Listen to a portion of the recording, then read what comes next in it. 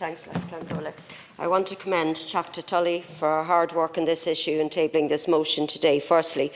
But we tabled this motion, Minister, to demand that your government and the HSE protect the rights of children with disabilities and to ensure that they can access the services that they need.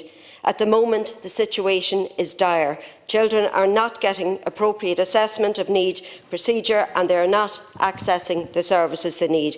Waiting lists for therapies and interventions are out of control and children's disability services are seriously understaffed. It's disgusting, frankly. And excuse me, and for a government and a public health service to treat some of the youngest and most vulnerable members of society like this. And it's been excuse after excuse from the HSE and nothing ever changes. The government sits on its hands and you've allowed the HSE to become a law unto themselves. And we all know the importance of early intervention, but your government and the HSE is content to leave thousands of children and their families to languish with no support or help, and parents are at their wits' end.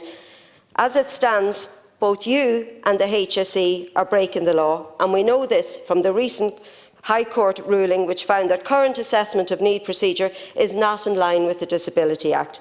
But most of us already knew this, Minister. Parents and those who work in disability services knew this, and you had to have known this all along and did absolutely nothing about it. You said you're accepting our motion today. You also said you accepted our motion on the issue on the 8th of March.